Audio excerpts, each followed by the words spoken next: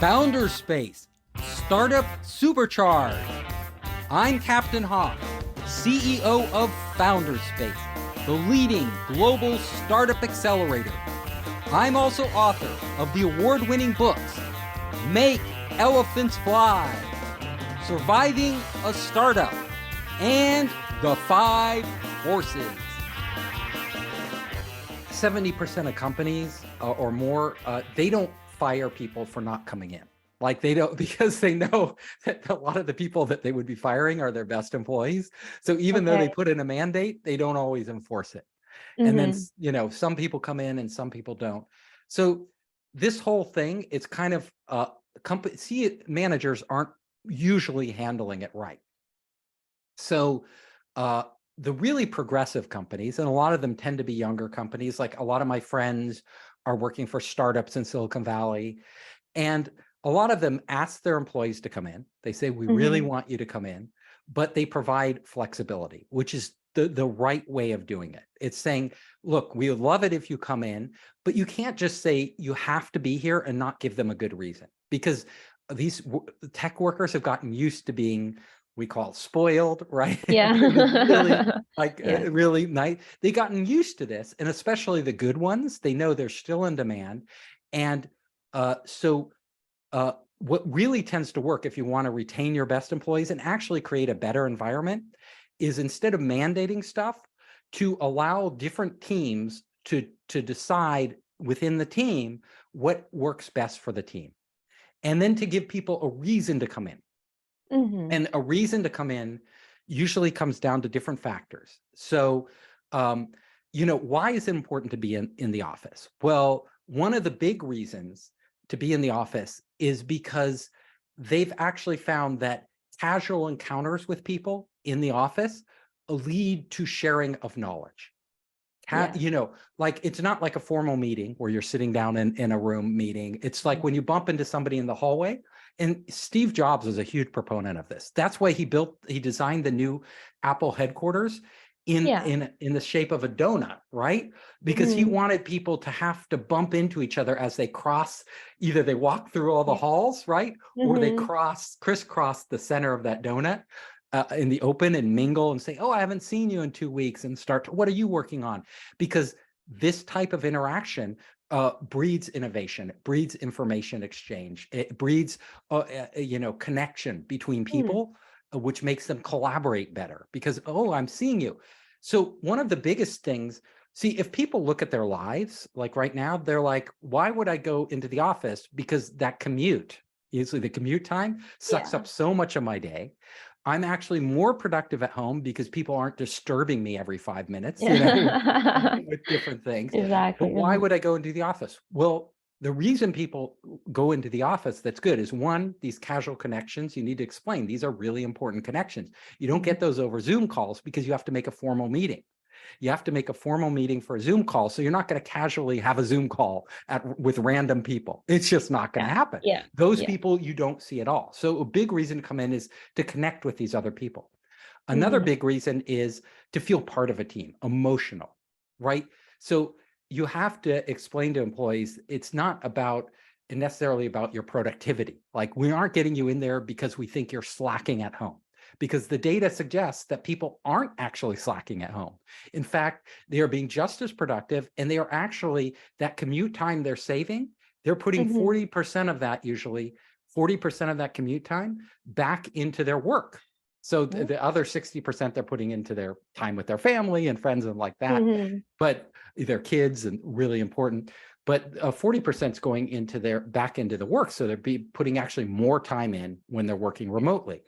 But the reason to go in is because managers have to explain, it's really important that we bond. Like, it's really important that we meet face to face, that we understand each other, because we will have conversations with each other that are totally different than we'll have instant messaging or over Zoom than we will have in person, right? When you see a person, you interact with them in a different way, you ask different questions. It's a much different exchange of information. So, and people like to feel bonded, like, to their coworkers. That's one of the biggest joys of working, is the relationship you develop with your coworkers. And if you're isolated, you don't get that. So the really smart managers with companies are stressing activities and things like that that people can do with their coworkers in the office. Like, it's somebody's birthday on Wednesday. We want, everybody come into the office and celebrate Mary's birthday if you're available, right? Not mandating you have to be in the office on Wednesday, but wow, it's Mary's birthday. Are you going to be the one who's not there, right? Yeah. Then employees think, oh, it's my decision. I don't have to go, but I actually really want to see Mary and I want to show her that I like her. I'm going to go into the office, right? Different classes, that people can have exercise classes, things like that. Educational things. We're bringing in a special speaker to help educate you on this thing that, how to work better and how to have a better work-life balance, whatever it is, right? All these different, those give people a reason to be in the office that's positive. Not like, oh, I have to be there or my boss, they're going to fire me. Let's see if they fire me, No, it's like, no, I actually want to be there. There's different things going on. So the really smart managers are doing this. I know a lot of my friends still, like, their company said, please come into the office. They're startups. We really want you in there to be working. And the thing that's drawing them in are free lunches. Like, they're like, I'm going into the office because I don't want to cook and I get a free lunch. So like those perks, the smart companies, even though they're laying off people, they aren't eliminating all those perks. Because honestly, a lot of those perks were available to people in the office. If you're out of the office, you don't get them. So the really smart managers are saying, look, we want to offer perks, not perks that you use out of the office, like a gym perk, right? But we want perks that you use in the office. Like, can we, and different ways of doing activities in the office that are really positive. And if you do that, it's much better. So the big difference, like the old guard companies, IBM, Goldman Sachs, you name it, they're sort of falling back on mandates, which is a very uncreative way. And the CEOs who are more cognizant of that, it's a psychological issue and more than it is, a productivity issue or a coordination issue between people. Those things we've worked out. We can work over Zoom. We know that, right? We know people are creative. But if it's a psychological issue, how do I address this? How do I get people to want to come into work and to see all the benefits? Right. I agree 100% what you just said, because it's very important for the human interaction, because now our company is remote working as well. So a lot of things. Yeah, so you don't have those relationships with people. And then so you have to think, if people have relationships with people, how do you make those how can you emphasize those relationships? Like, can we have a special lunch day where we go out to lunch on Wednesdays, like to a fun place that then people will come to the office and participate in that event? Or can we have things after work that people participate in? These are that are right tied into the company. These are really important. Yeah, exactly. So you're saying that the layoff is actually like a global thing, not just in tech industry. And well, it's spreading, like it's spreading, right? So at first the tech industry was hardest hit because tech overhired, because they the fundamental premise was tech is, these companies are growing expensially, right? These are fast growing companies. So we need to hire for the future because we're going to be so much bigger next year. All of a sudden, the stock, the investors, the stock market said, we don't care how fast you're growing, we care how profitable you are, right? If profit matters, cut the employee. Growth doesn't matter, profit matters. The whole mindset of the management changes. They're not going to just be handing us free cash now or giving us a pass on our, on our profitability. Then we need to start making sure we're profitable. That's our number one thing. Right.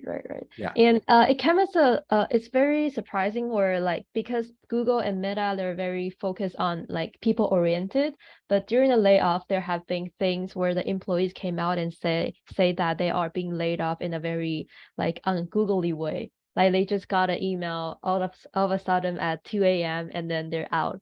And I'm just interesting about how we perceive tech companies, like big companies, are all very like good for employees, but now it's become like this. How do you think this kind of layoff will impact the whole in hiring or workplace culture in the Silicon Valley? Well, again, it's coming down to it always comes down to individual leaders, right? The Okay, CEOs of okay. these companies.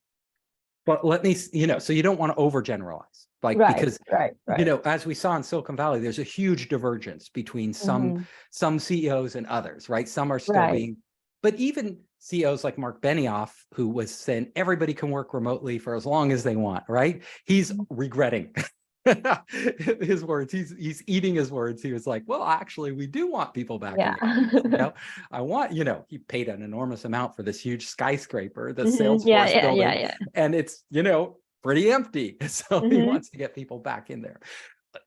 What, but so my honest opinion is it's even in Silicon Valley, where you have a lot of new young companies that are forward thinking, we have a divergence. So we have the managers who are just like, get people back in the office, mandate it, make them, that's the only way you're going to get them.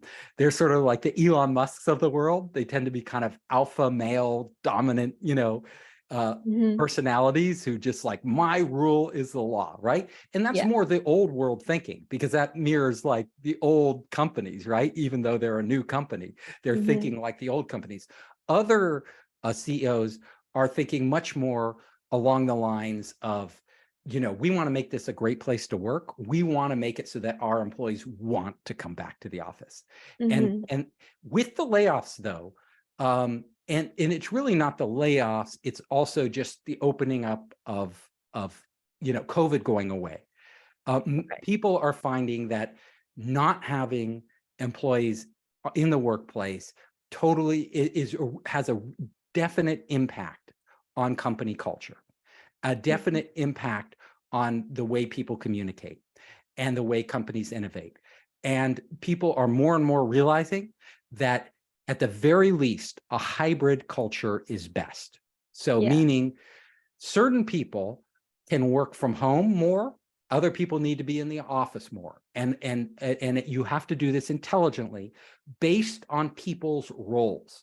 So there are certain roles where being in the office is really important, and I would say for a lot of HR roles where somebody wants to sit down and have a private conversation with you, a lot of managerial roles, being in the office, being there is really important.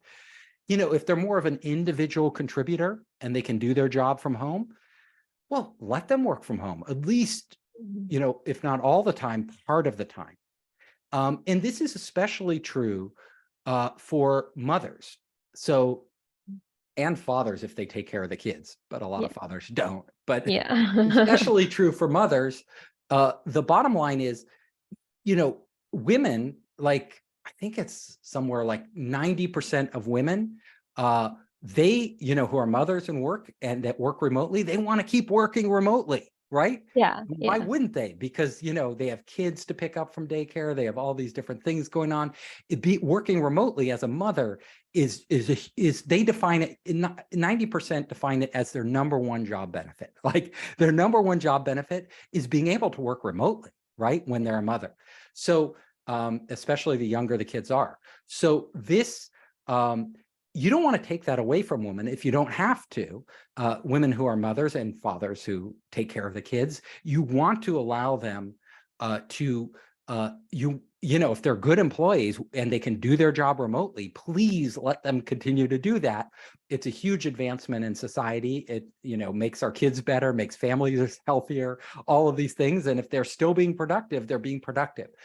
So really looking at the individual person and their needs and their role in the company. And let's say that individual is in a role where they're a manager and it really is important for them to be in the office because, you want more people in the office. And if the manager isn't there, why would the other people come in? Maybe they switch roles, right? Maybe you suggest, you go into more of an individual contributor role that is better for remote and have somebody else do the managerial role. You can be creative about these solutions, but the smart managers in Silicon Valley, and if they're in a big company too, that's great. But the really smart managers in Silicon Valley, they are looking at the individual, number one, and the role, number two, and then number three, how can we adapt a hybrid system? How can we adapt a hybrid system to actually match our workers in the best way possible to get the best results. Right. So like don't generalize the concept. So is there a difference between how Apple works and how Facebook works? Like a newer one and the older one, or you think they're just different from the managers? Well, it's funny because, Mark Zuckerberg took his cues from Elon Musk. He's another one of these like controlling types, right? So like a lot of it comes from the CEO on down, right? The Okay. company culture, Okay. right? Mm-hmm. Not so much the age of the company. And that's one thing I Oh, want you to think about. okay. Because again, it's psychology, right? So Mm-hmm. and the CEO ultimately is going to demand stuff. So Mark Yeah. Zuckerberg's more like, I want people in the office. I want, he looked at Elon Musk. I want to lay off a lot of people. Like Elon, it's just sort of his personality. So you're Right. looking at these different companies and they are, whether they're, in Silicon Valley, and they're behaving in very different ways. Of course, if you get to a really old school company, they're going to kind of act like old school companies, right? But in Silicon Valley, it's just not heterogeneous. There's not a homogenous culture, right? There's a culture that's very Mm-hmm. much defined by the leaders of each individual company. On average, though, Okay. it's Silicon Valley companies tend to be more open-minded to new ideas, more Mm-hmm. open to hybrid work, more open to tailoring policies towards individual needs and individual positions, Mm-hmm. rather than kind of the old school thinking that one size fits all. Right. Okay. I thought there is a difference between like how Apple works and how Google works because So again, it's yeah. going to come down Mm-hmm. to Tim Cook, Right. and Right. Mark Right. Right. Zuckerberg. Yeah. Ultimately, and I think Tim Cook is a much, how should I say, he is the type who is not an old school thinker, right? Mm-hmm. I think, although Apple does have a lot of its old school stuff, they're very controlling about, Yeah. their technology and stuff. It remains, I think Mark Zuckerberg is probably taking a harsher line than, from Right. everything I hear, than Tim Cook is taking. Mm-hmm. But Apple still is, a more mature company, more kind of grounded in its ways Yeah. than a lot of the startups. You look at the startups, and a lot of them want people in the office, but they're being very flexible. They're Right. really being much more flexible than a lot of the larger companies, because look at Facebook, even though it's newer, it's a large company now, right? It's a Yeah. Yeah. big company, and Apple's a big giant company. So these are big giant companies with CEOs who have their mindset. A lot of the startups are much more flexible. Mm-hmm. I see. Yeah. And So when I how do say you think startups, I mean much earlier stage. yeah, right. I know. So how do you think in how can other companies and maybe other places can take advantage of this layoff and maybe recruit more tech talent when like this big companies are um kind of putting their talent back on the market? Well, it's great for companies that need talent. And what we've been seeing, Mm-hmm. the job growth in the US, the job market's still extremely tight. Right. It's extremely tight in service jobs, like super tight, right? Mm-hmm. But it's also still like most of the workers getting laid off in Silicon Valley are finding new jobs. Like it Yeah, may take yeah, them a little while to find the right job, but they're being rehired. So yeah. because so the fact is, some of them, if they're older workers, they tend to kind of drop out of the job market. They're like, I got laid off. I'm my 50s or whatever, and it's not worth going back. But the Yeah. younger workers, they're actively looking and they're finding jobs. Mm-hmm. Um, this has been a real boon for companies that had a hiring deficit. Like they literally did not have enough tech workers to fill their jobs. So they're like, great, now we can get some of these people we couldn't get Yeah. before. Um, we might be able to get them at a little more reasonable price.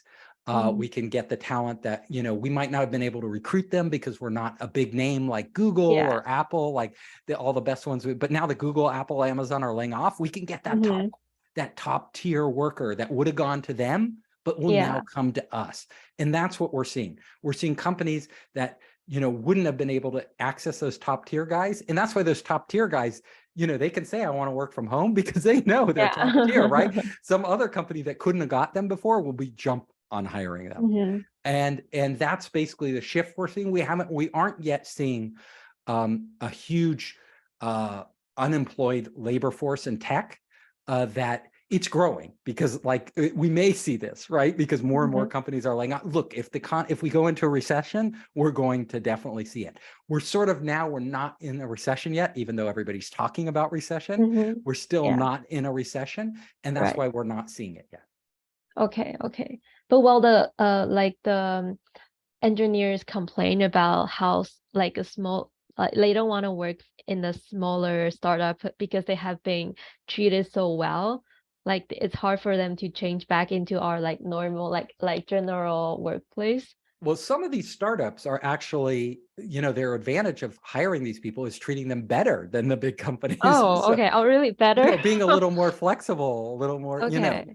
and again, it depends on the startup's leadership. But look, honestly, if you're a smaller company and you want to attract top talent, what are you going to do? Right? You're going to treat them better, right? You're going to have to show them, you're going to give them something that a bigger company can't. Some of them are disillusioned from being laid off on the bigger companies, and they're willing to take a chance now on smaller companies. Some just want a job as quickly as they can get one to make their mortgage payments. They're going to take the smaller companies. So there's a variety of reasons, but I think a lot of engineers, I help hire for our startups. I was talking to a lot of AI engineers that got laid off in the past month, a lot, because I was looking, to hire up for some project we're working on in AI. Talking to people from Google who just got laid off, talking to people from Amazon who just got laid off, talking to like top tier people coming out of universities with PhDs who would have gone to Google or would have gone to Amazon or Microsoft, but they were all super, super excited to join the startup, right? Oh. And I was even saying to them, because it's startup, I was saying, we can't match what you would have earned at Google. The job is not going to be secure because it's a startup and we have to go through rounds of funding, and we might miss a round. And they're like, we don't care. Oh, okay. We're ready for that. So this is my personal experience, is that these people coming out of the big companies, they're open. Like they're like, and some of them are very excited. Okay, well, this is my chance to work for a startup. I worked for a big company and now it's my chance. So it's a little counterintuitive. I thought that they would want another big stable job. And I'm I'm asking them like, don't you want another environment like, Google or Amazon? And they're like, no, I'm totally open to doing startups. And we got a ton of resumes. I mean, this is top tier AI engineers, right? Like machine learning engineers, flooded. We couldn't even review them all. So, so I granted, not all of them were out of Google and Amazon and Microsoft. A lot of them were recent grads, right? Because it's very hard for them to find, but really from top tier schools with, masters or PhDs. So, that's what I'm seeing personally in the marketplace. Okay. So I actually want to be in an innovative environment more than like high company like perks. They want both. Like okay. Well, you're a human being, right? If you can get a job that allows you to be innovative, allows you to get a good amount of upside and stock options, and gives you all the perks, they'll take it. Right. These are they're smart people, right? They're looking at the landscape, but they're looking now, and to companies that they may have said for sure no, like, whenever the startup is too risky, it's too early stage, they don't even have, fully formed health plans or other benefits in place. They would have definitely said no. Now they're saying, yeah, I might consider that, or I would consider that. Okay. And that changed because of they have been laid off. That so they're changed. now open. It's a direct repercussion of layoffs, because they know they're not getting another job at Amazon. They're not getting another job at Google in the near future, or Microsoft. So startups, taking a risk in a startup isn't that much of a risk. I hope you enjoyed the show. If you liked it, hit the subscribe button and share it with your friends. You can help us create more great content by subscribing and sharing. Also, if you want to access our online startup program, our investor network, and our entrepreneur resources, just come to founderspace.com.